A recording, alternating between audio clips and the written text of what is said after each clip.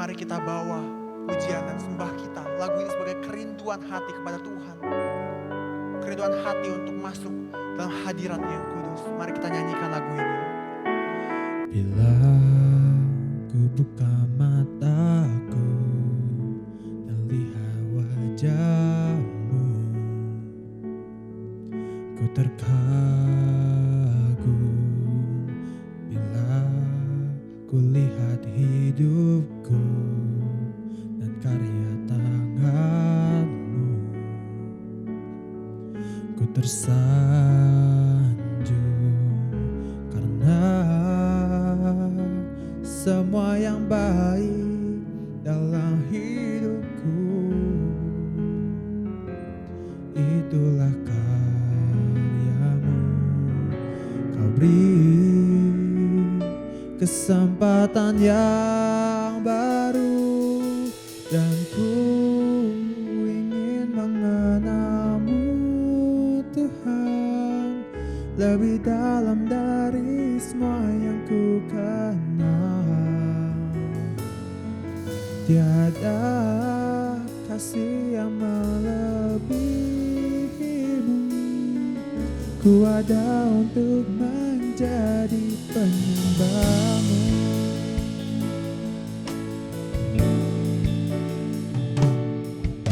Bila ku buka mataku dan lihat wajah-Mu,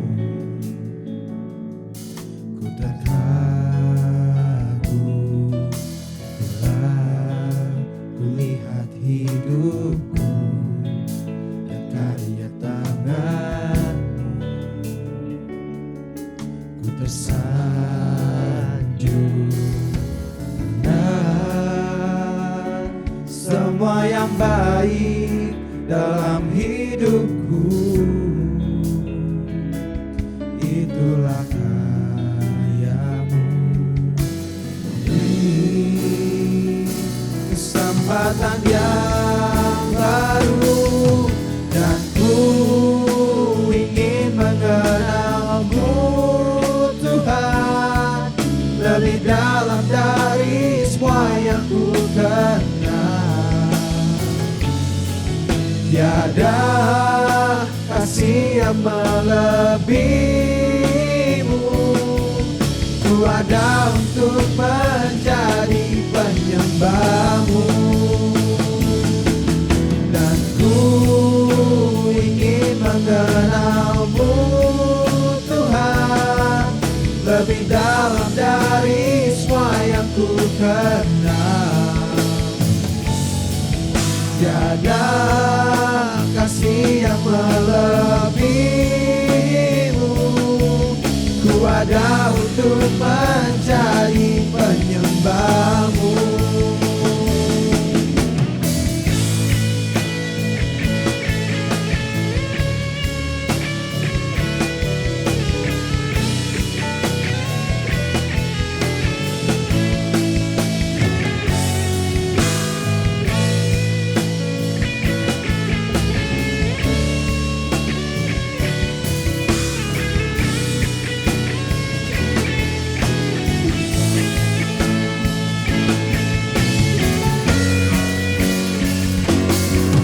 Dan ku ingin mengenal-Mu Tuhan lebih dalam dari semua yang ku kenal.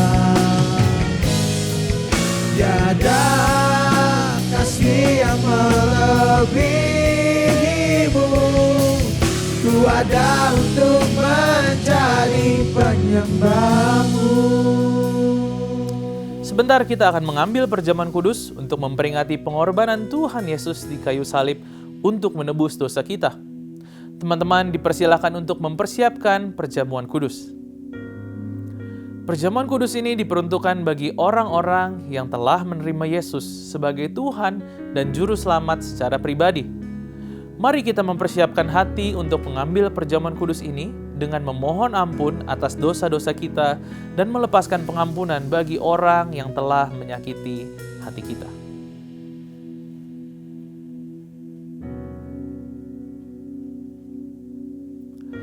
Mari kita angkat roti di tangan kita.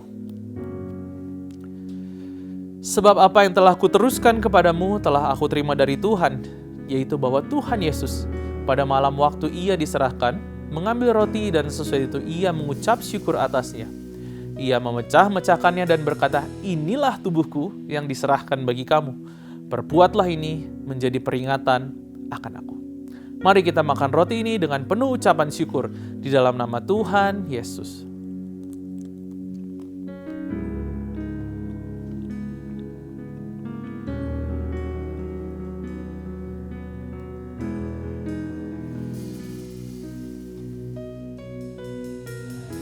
Kita angkat cawan di tangan kita. Demikian juga ia mengambil cawan sesudah makan lalu berkata, cawan ini adalah perjanjian baru yang dimeteraikan oleh darahku. Perbuatlah ini setiap kali kamu meminumnya menjadi peringatan akan aku. Sebab setiap kali kamu makan roti ini dan minum cawan ini, kamu memberitakan kematian Tuhan sampai ia datang. Mari kita minum anggur ini dengan penuh ucapan syukur di dalam nama Tuhan Yesus.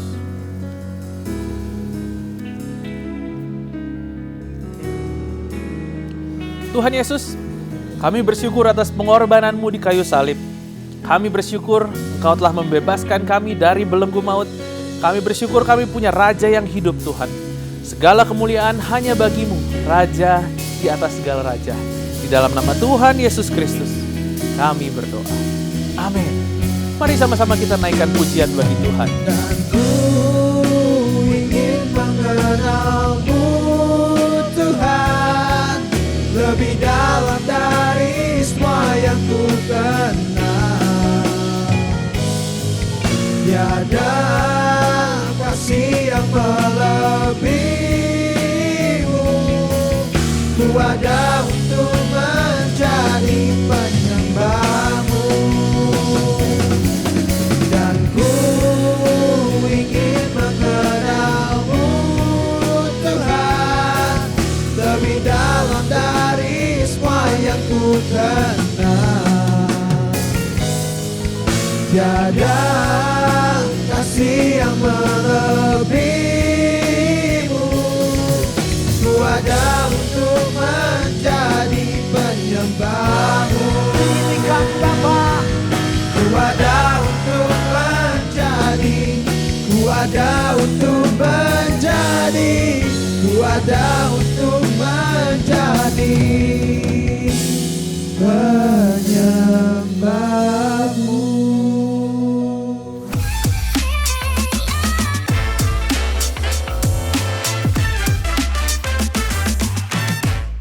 Hello students, we are back at Radiant Student Online Service. How are you guys doing? I pray that all of you are doing well. Let's prepare our heart to hear God's word for us. Tuhan Yesus, kami bersyukur untuk setiap berkat-berkat-Mu dan juga penyertaan-Mu sepanjang minggu ini. Dan hari ini kami mau mendengarkan firman-Mu yang akan membawa kami semakin mengerti akan kebaikan Tuhan dan juga membawa kami untuk semakin hari semakin serupa dengan Kristus. Terima kasih Tuhan, tuntun kami Roh Kudus di dalam nama Tuhan Yesus. Amin. This week we will talk more about how to overcome our struggles. Struggles? Ya, semua pasti punya struggle dalam hidup, betul nggak teman-teman? Entah kenapa ada aja momen di saat kita lagi kena banyak masalah, ada banyak cobaan. Dan kalau lagi kena masalah, biasanya kita gampang terjebak dalam hal-hal negatif. Seperti jadi emosional, jadi stres berat, melakukan kebiasaan buruk, bahkan sampai jatuh dalam dosa. Dan kita pikir, aduh udah gimana lagi ya, udah nggak kuat. Teman-teman, sebagai seorang remaja, gimana caranya supaya bisa handle our season of temptation dan menang waktu ada struggles yang datang menghadang hidup kita? Di dalam Alkitab diceritakan sebuah kisah tentang Yusuf ketika ia sedang di rumah Potifar. Singkat cerita, semua pasti pernah dengar ya cerita tentang Yusuf ini. Sekilas dia sedang mengalami kejadian yang buruk. Teman-teman bisa baca lagi secara lengkap dalam Alkitab. Nah, Yusuf ini dia dijual oleh saudaranya sendiri karena saudaranya iri sama Yusuf. Iri hati karena Yusuf disayang sama papahnya, dikasih jubah indah, dan Yusuf juga punya mimpi-mimpi dan dapat pesan-pesan dari Tuhan. Lalu di pasal 39 diceritakan kalau Yusuf hari itu tiba di rumah Potifar. Kita lihat dari Kejadian 39, Judul perikopnya adalah Yusuf dari rumah Potifar hingga penjara. Yusuf dibawa ke Mesir, lalu Potifar seorang Mesir, pembesar Firaun, kepala pengawal raja, berarti Potifar ini adalah seorang yang sangat berpengaruh. Dia adalah seorang petinggi dan orang yang bisa dikatakan nomor 1, nomor 2 di Mesir. Dan Potifar ini membeli dia dari tangan orang Ismail yang membawa dia ke sana. Namun Tuhan menyertai Yusuf sehingga ia menjadi orang yang berhasil. Ia tinggal di rumah tuannya, orang Mesir itu. Nah, tuannya Potifar melihat bahwa Tuhan menyertai dia dan apapun yang dikerjakan oleh Yusuf, Tuhan membuatnya berhasil. Sekali lagi, di sini ditekankan bahwa yang membuat Yusuf berhasil adalah Tuhan. Tuhan membuat dia berhasil. Lalu Yusuf mendapat kemurahan hati tuannya. Jadi tuannya senang sama dia. Wah, ya iyalah ya, dia berhasil terus, dia ngelakuin segalanya dengan baik. Maka Yusuf pun diberinya kuasa atas rumahnya dan segala miliknya. Lalu segala hal yang ada dalam kekuasaan Potifar diserahkan oleh Potifar ke dalam tangan Yusuf. Can you imagine? Tiba-tiba Yusuf, orang yang tadinya dibuang, dijual, dia menjadi orang yang punya kuasa di Mesir yang bahkan bukan negara tempat tinggalnya. Sejak Yusuf diberinya kuasa, firman Tuhan mengatakan bahwa waktu Yusuf diberi kuasa itu Tuhan memberkati rumah orang Mesir itu. Can you imagine, gara-gara ada Yusuf di situ, maka seluruh milik orang Mesir ini dibuat berhasil. Sehingga berkat Tuhan ada atas segala miliknya, baik yang ada di rumah maupun yang ada di ladang. Gimana dia gak makin disayang tuh sama Om Potifar ya. Lalu si Om Potifar ini menyerahkan segala miliknya ke dalam tangan Yusuf. Dan dengan kehadiran Yusuf, dia gak perlu lagi memusingkan apapun kecuali makanannya sendiri. Segitunya dipercayanya Yusuf. Yusuf itu firman Tuhan mengatakan dia gagah perawakannya, waduh gans ya, ini ganteng banget dan tampan parasnya. Jadi karena dia gagah, dia ganteng, istrinya Om Potifar ini terpikat melihat Yusuf. Lalu kata istrinya Om Potifar ini, dia bilang, marilah tidur dengan aku, digoda nih Yusuf ini. Tetapi Yusuf menolak dan berkata kepada istri tuannya, wah, sorry, dengan kehadiranku Tuhan tidak perlu lagi memusingkan apapun yang ada di rumah ini. Dan dia sudah mempercayai aku untuk segala miliknya. Masa saya mau mengkhianati Tuhanku? Yusuf mengatakan, bagaimana mungkin aku melakukan kejahatan yang besar? Dan bagaimana mungkin aku berdosa terhadap Allah? Yusuf tidak mau mengkhianati tuannya dan Yusuf tidak mau mengkhianati Tuhannya. Lalu si perempuan ini, si tante Potifar ini merayu Yusuf. Ayo dong, ayo ngobrol dikit-dikit aja. Ayo sini makan-makan dikit aja bareng-bareng. Tapi dikatakan di firman Tuhan bahwa Yusuf tidak mengindahkannya, alias Yusuf tidak ngewaro. Sama Yusuf diantepin aja. Enggak diwaro, Yusuf tidak kompromi. Sampai pada suatu hari Yusuf dijebak. Dia dipaksa oleh si tante Potifar ini untuk melakukan hal-hal yang tidak seharusnya. Lalu apa yang dilakukan oleh Yusuf? Yusuf langsung berlari. Dia langsung lepaskan diri, dia langsung menjauhi kondisi tersebut, dia langsung menjauhi si tante Potifar itu, dia langsung lari keluar. Jelas dikatakan di Kejadian 39 ayat 12 bahwa Yusuf lari dan meninggalkan bajunya di tangan perempuan itu, dia lari keluar. Dia gak kompromi, gak duduk-duduk dulu, gak ngobrol-ngobrol dulu, dia langsung kabur. Akhirnya perempuan itu marah, wah kurang ajar nih Yusuf, gua ajak buat berbuat dosa gak mau.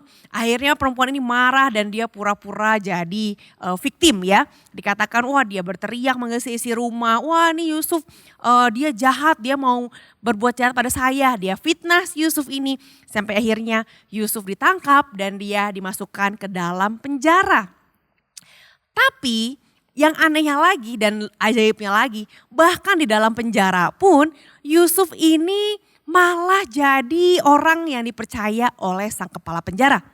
Dikatakan di ayat yang 21, namun Tuhan menyertai Yusuf dan melimpahkan kasih setianya kepadanya.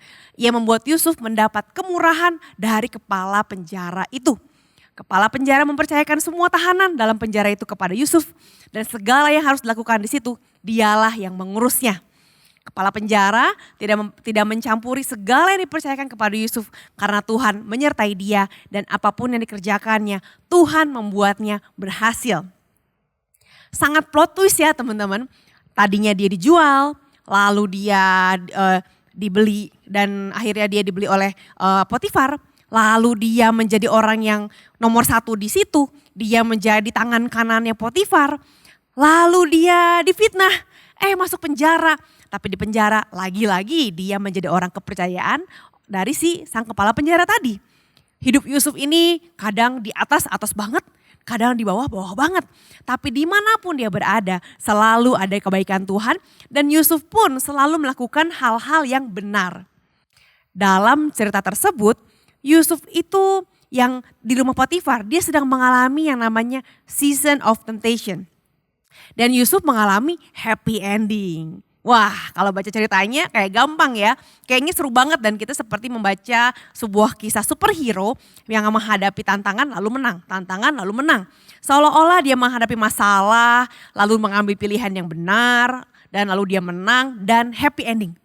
Yusuf menang atas masalah dan atas pencobaan. Tapi di situ tidak diceritakan secara detail bagaimana ya kondisi emosional Yusuf waktu dia dikasih kepercayaan besar. Tadinya kan dia dijual, lalu dia dikasih kepercayaan besar menjadi orang yang berkuasa di situ. Waktu dia digoda oleh si tante Potifar, waktu value-nya diuji, waktu dia diberi godaan dan waktu dia masuk penjara. Lalu dia malah jadi orang kepercayaan dari sang kepala penjara. Emosional Yusuf naik turun, naik turun. Teman-teman, dari kisah Yusuf kita belajar banyak hal. Nah, sebelum kita masuk lagi ke dalam kisah Yusuf, ada satu kisah nih teman-teman. Ada seorang anak perempuan, dia berumur 6 tahun. Dia masih bersekolah di bangku sekolah dasar. Namanya anak SD, dia masih belum punya banyak pengalaman. Suatu hari karena di rumah dia tinggal dengan orang tuanya, suatu hari dia pengen jajan. Pasti pernah ya pengen jajan. Lalu dia bilang sama mamanya, "Mah, mau jajan dong, mau beli apa? Aku mau jajan di warung, pengen beli ciki, pengen beli permen." Mamanya bilang, "Ah, nggak usah, jangan, batuk." Lalu anak ini saking pengennya dia jajan, dia pelan-pelan dengan deg-degan, dia mengintip ke balik pintu di mana ada baju mamahnya yang tergantung. Dan di baju mamahnya ada kantongnya. Dia coba merogoh-rogoh di kantongnya dan dia deg-degan. Waktu dia mau masukin tangannya ke kantong baju mamahnya, dia dengar suara dari luar, suara langkah kaki mamahnya. Dia langsung taruh lagi, dia langsung simpan tangannya, dia langsung tarik tangannya, dia langsung pura-pura diem, pura-pura enggak lagi ngapa-ngapain. Lalu waktu suara dari mamahnya udah mulai pergi, dia dengar deg-degan, waduh, deg-degan, jantungnya deg-degan, dia mulai berkeringat, mulai netes kayak habis lari-lari. Dia merogoh lagi kantong baju mamahnya dan dia megang, ada nih uang kertas, kayaknya nih ada kertas nih. Dia coba ambil, oh ada uang kertas dan ada beberapa lembar. Uang-uang receh, cukup deh buat beli ciki. Dia ambil pelan-pelan, lalu dia dengan cepet-cepet dia masukin ke kantong celananya. Dia ketakutan. Waduh keringetan, panas dingin, dia langsung kipas-kipas, wah aduh takut banget. Aduh deg-degan banget, kayaknya telinganya bahkan bisa mendengar suara debaran jantung si anak ini. Lalu anak ini dengan santai-santai, pura-pura santai dia jalan keluar. Dia bilang, "Ma mau main dulu." "Ya jangan sore-sore ya pulangnya." Dia keluar sebentar, lalu dia lari ke warung, dia jajan ciki. Dia beli permen yang dia inginkan. Lalu cepet-cepet dia makan, cepet-cepet dia habiskan, lalu dia pulang ke rumah. Lalu keesokan harinya terjadi lagi, dia mau jajan lagi. Tapi mamanya bilang, "Gak usah, batuk." Lalu dia pikir, ada receh lagi gak ya di kantong baju si mama? Dia masuk ke kamarnya, dia ulangi lagi langkah-langkah yang kemarin dia sempat lakukan. Tapi bedanya kali ini dia masih deg-degan tapi sudah tidak berkeringat lagi. Lalu dia ambil, oh ada nih, kayaknya setiap hari mama pulang kerja pasti ada receh-receh di kantong. Lalu dia jajan lagi, dia habisin dengan secepat kilat dan dia pulang lagi ke rumahnya. Lalu beberapa hari kemudian dia ulang lagi, dia pengen jajan. Mamanya bilang, "Gak usah, nanti lagi aja minggu depan ya. Kamu masih batuk tuh kamu. Gak sembuh-sembuh batuknya. Ya iyalah ya, orang dia makan permen dan ciki di luar pengawasan mamahnya. Lalu dia ulangi lagi tahapan yang seperti dilakukan beberapa hari yang lalu. Tapi bedanya dia udah gak keringat dingin dan deg-degannya udah lebih pelan. Udah gak sedeg-degan dulu. Setelah itu dia jajan lagi dan waktu yang ketiga kalinya dia makan ciki, makan permen dengan santai. Dia udah gak secepat kilat, dia makan dengan santai, dia nikmati sambil duduk santai. Lalu setelah habis dia pulang. Beberapa hari kemudian terulang lagi. Tapi kali ini dia masuk ke kamar, dia melihat di balik pintu sambil bernyanyi-nyanyi dengan tenang. La la la la la la la la. Dia ambil uang yang ada di kantong baju mamahnya ini dan dia dengan tenang jalan ke warung, dia tenang belanja, dia makan dan bahkan dia bawa permennya masukin ke kantong dan dia pulang sambil bawa permen. Mamahnya nanya, waktu mamahnya nyuci bajunya nemu, adek ini kenapa ada permen, dari mana? Oh tadi dikasih sama temen di sekolah. Nah anak ini yang awalnya deg-degan, keringat dingin, suara deg-degannya sampai kedengaran ke kuping. Dia lari takut dan lain sebagainya. Tapi di akhir kisahnya dia bisa mengambil uang mamahnya sambil bernyanyi. Lalu bahkan dia ditambah lagi ada kebohongan. Dia bilang sama mamahnya bahwa oh itu permen dari temennya. Wah ternyata yang namanya dosa awalnya bisa menjadi sesuatu yang menakutkan. Dia tahu bahwa salah nih, dosa nih. Tapi lama-lama dia nyantai. Ada lagi satu kisah. Kisah yang kedua, ada seorang pelajar laki-laki. Ini udah gede nih ya, umur 12 tahun, baru masuk kelas 7. Dia adalah seorang anak yang jujur, dia cinta Tuhan, dia rajin ke gereja, dia adalah anak yang sangat mengerti bahwa wah ini dosa, ini kebenaran firman Tuhan dan dia bertekad bahwa dia akan menjadi anak yang mengasihi Tuhan. Waktu dia naik kelas, masuk ke SMP, entah kenapa godaan untuk menyontek menjadi lebih besar dan rasanya lebih sulit ditolak dibandingkan waktu dia masih SD dulu. Nah, lalu anak ini mulai untuk berusaha, aduh gimana ya caranya menolak tantangan godaan menyontek dari teman-teman ini. Karena dalam sehari masuk sekolah jam 7 pagi, pulang jam 3 sore, setiap mata pelajaran ada godaan menyontek. Suatu hari dia menghadapi ulangan dan kali itu dia benar-benar tidak bisa mengerjakan setengah dari ulangan yang dihadapi. Dan dia pikir aduh gawat banget nih, saya cuma punya 2 pilihan. Apakah saya menyontek atau saya ya udah apa adanya aja dan pasti dapat nilai jelek. Lalu anak ini mengatakan dalam hatinya, sekali doang gak apa-apalah. Kan kalau saya dapat nilai jelek nanti saya tidak memuliakan Tuhan ya. Nanti saya malah membuat mama gak seneng ya. Kelihatannya gak apa-apa deh. Kan ini demi untuk memuliakan nama Tuhan, demi untuk menyenangkan orang tua saya. Jadi saya nyontek biar dapat nilai bagus untuk memuliakan Tuhan dan orang tua. Dia coba membuat alasan, membenarkan supaya dia merasa bahwa ini adalah hal yang benar. Lalu dengan perlahan dia memperhatikan apakah ada guru di kiri di kanannya, apakah ada teman-teman yang mungkin melihat dan bisa mengadukan dia ke gurunya. Tapi yang dia lihat, wah semua teman-teman dia juga lagi sibuk menyontek. Gurunya juga lagi sibuk melihat entah ke layar handphonenya, pokoknya gurunya lagi jauh banget dan sibuk sama kegiatannya sendiri. Dia pikir, waduh Tuhan mohon maaf ya. Aduh Tuhan maafin aku nih ya. Aduh tolong nih Roh Kudus tolong jagain saya biar saya gak ketahuan waktu saya menyontek. Loh kok Roh Kudus malah jadi satpam ya. Satpam ngejagain dia supaya dia gak ketahuan waktu dia nyontek. Lalu dia pelan-pelan melirik ke kiri. Set kelihatan. Waduh kelihatan sedikit. Dia melirik sepersekian detik balik lagi. Lalu dia mulai melirik lagi 1 detik. Lalu 2 detik. 3 detik. Dan dia mulai melihat 5 detik. Oh oke, kebaca jawabannya. Dia segera menyalin. Sampai akhirnya dia berhasil menyalin kurang lebih hampir semua jawaban. Lalu jawaban itu dikumpulkan dan dia dapat nilai yang cukup bagus. Waktu dia dapat nilai yang cukup bagus, dia tahu dalam hati, wah ini bukan hasil usaha gue nih. Sebenarnya ini bukan hasil usaha gue. Dan orang tuanya bilang, wah mama bangga sama kamu. Kamu memang anak yang rajin. Dan lalu dia gak berani jujur. Dalam hati ada suara yang mengatakan, ayo jujur kalau kamu sebenarnya nyontek. Ayo ngaku sama mama, ayo jujur itu bukan hasil usahamu. Tapi ada suara lain, kalau dalam film kartun mungkin ada malaikat yang hitam sama malaikat yang putih lagi berantem nih. Bilang aja, enggak usah. Itu kan demi agar kamu memuliakan nama Tuhan, agar kamu membanggakan orang tua. Iya tapi kan gak jujur. Tapi kan kamu memuliakan nama Tuhan. Nah pada akhirnya anak ini mengatakan bahwa, oh iya ma emang aku pengen memuliakan nama Tuhan dan pengen membanggakan orang tua. Waduh tambah deh dari nyontek tambah dengan bohong. Lalu keesokan harinya dia mengalami lagi hal yang sama.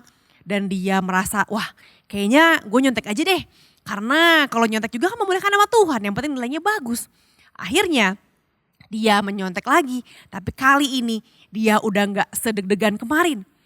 Dan ceritanya berulang, sama seperti si anak SD umur 6 tahun tadi, dia menyontek kedua, ketiga, keempat, ke-10 kali. Dan akhirnya lama-kelamaan dia menyontek dengan santai. Dia menyontek dengan sambil bernyanyi dalam hati, bahkan mungkin sambil bernyanyi lagu pujian, dia menyontek dan dengan santai dia mengatakan, terima kasih Tuhan atas jawaban contekannya. Wah, dari cerita tersebut ada satu hal yang berubah, yaitu hati nurani mereka. Hati nurani si anak SD ini dan hati nurani si anak SMP yang umur 12 tahun ini. Teman-teman, yang namanya temptation, yang namanya godaan. Godaan itu bisa kita ibaratkan seperti ada sebuah dinamit yang bisa meledak. Kalau kamu lihat ilustrasi di sini, garis ini ada sebuah garis yang adalah garis temptation dan di ujungnya itu adalah dinamitnya. Kalau kita mulai tergoda, dinamit ini mulai seperti disulut api. Dan kalau sumbunya berjalan, dia akan jalan.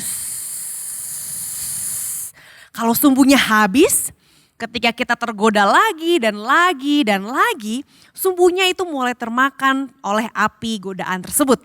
Lama-lama waktu kita jatuh bangun kayak anak tadi jatuh bangun dalam dosa, kita akan semakin memperpendek sumbunya. Semakin sering tergoda, tergoda dan jatuh. Akhirnya kita tidak berpikir lagi untuk melakukan dosa dan tidak merasa bersalah lagi. Akhirnya meledaklah dinamit itu, udah gak ada lagi perasaan bersalah. Teman-teman, kita seharusnya membenci dosa. Kita membenci dosa, bukan memaklumi, bukan menutupi dengan kompromi. Karena waktu ada sedikit aja keinginan untuk berbuat dosa, hati nurani kita jadi semakin tumpul dan kita akan jatuh dalam pencobaan. Yang akhirnya kita akan melakukan dosa tersebut. Awalnya ada rasa berdosa seperti si anak tadi. Tetapi lama-lama anak tadi jadi bisa melakukan dosa dengan santai. Gak ada rasa salah lagi, gak ada rasa deg-degan lagi. Dan dia merasa bahwa itu normal-normal aja. Tanpa kita sadari kita terpisah dari kebenaran Tuhan. Kita jadi jauh dari Tuhan. Saat kita sudah berteman dengan dosa, sudah nyaman dengan dosa, kita sebetulnya sedang musuhan sama Tuhan. Teman-teman, Yusuf membenci dosa. Dia mengasihi Tuhan dan dia membenci dosa. Dia tidak mau berbuat dosa terhadap Tuhan. Walaupun Yusuf punya kesempatan untuk berbuat dosa, of course dia punya kesempatan yang sangat banyak dan besar, dia tetap tidak melakukannya. Seberapa dalam kita mengasihi Tuhan? Bagaimana respon kita waktu ada kesempatan untuk berbuat dosa? Di dalam Mazmur 5 ayat 5 dikatakan, sebab engkau bukanlah Allah yang berkenan pada kefasikan, orang jahat takkan menumpang padamu. Di dalam versi bahasa Inggrisnya dikatakan, you are not a God who takes pleasure in evil. With you the wicked cannot dwell. Tuhan gak bisa sedikit pun bareng sama dosa, kayak air dengan minyak. Gak bisa bersatu. Tuhan membenci dosa, walaupun itu adalah dosa yang tersembunyi. Kenapa Tuhan benci dosa? Karena dosa akan memisahkan kita dari Tuhan dan dari manusia. Tuhan gak pengen terpisah sama kita, saking sayangnya Tuhan sama kita. Dan dosa juga akan membawa kita masuk dalam insecurity. Kita akan merasa, aduh gua mah paling berdosa. Aduh gua mah gak sanggup untuk lakuin yang benar. Akhirnya kita menarik diri dari kumpulan orang-orang benar. Tuhan Yesus memberi pengertian tentang seberapa mengerikannya dosa lewat perjalanannya di kayu salib. Dosa itulah yang menjadi pemisah antara manusia dengan Tuhan dan manusia dengan manusia lainnya. Tetapi karena kasih-Nya, Tuhan Yesus menebus kita sehingga kita tidak perlu membayar harga dosa yang mengerikan tersebut. Waktu kita mengalami pencobaan, alurnya seperti ini teman-teman. Awalnya pencobaan datang. Dan pencobaan itu masuk ke dalam pikiran kita. Ke dalam our thought, di dalam our mind. Kita mulai memikirkan tentang dosa itu. Kita mulai mikirin, merenungkan, kayaknya oke lah kalau sedikit. Yang penting nanti bertobat lagi. Yang penting nanti minta ampun sama Tuhan. Atau kayak anak tadi, dia bilang kan demi untuk menyenangkan orang tua. Atau kalau nggak ada yang tahu kan nggak apa-apa. Saya tetap dipandang baik sama orang lain. Lalu kalau kita biarkan cobaan datang, kita ikuti alirannya karena kita merasa nyaman, maka mulailah ada desire, ada keinginan untuk berbuat dosa. Sikap hati kita, attitude kita mulai berubah. Kita mulai membenarkan dosa, kita mulai kompromi sama dosa. Dan kita menyalahkan keadaan. Ya habis gimana lagi, ya habis kondisinya begini. Lalu dari desire dan attitude kita yang berubah masuk ke action.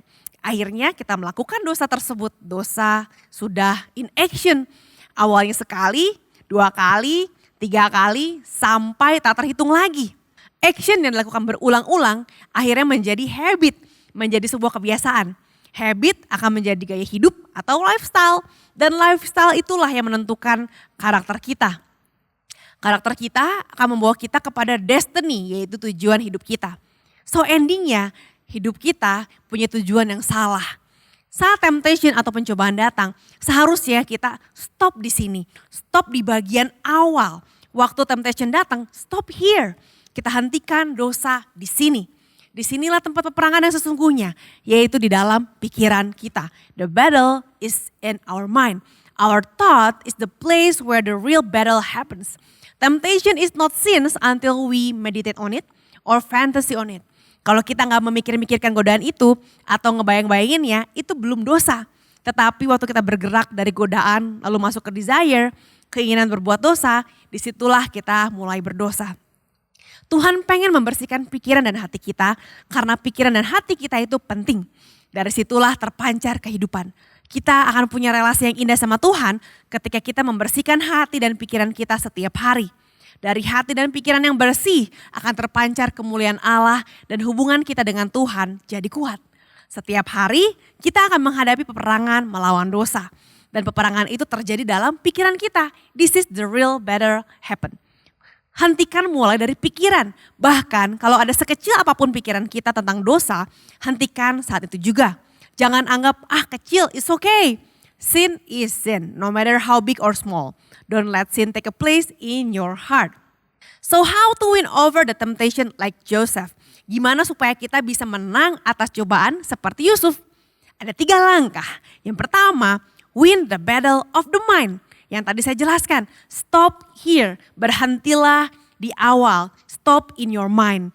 Ketika mulai datang dalam pikiranmu, pemikiran akan dosa langsung berhenti. Don't let it slide and become your desire. Ask Holy Spirit to help you. Kita butuh bantuan Roh Kudus untuk membantu kita menghentikannya. Yang kedua, run. Yusuf melarikan diri.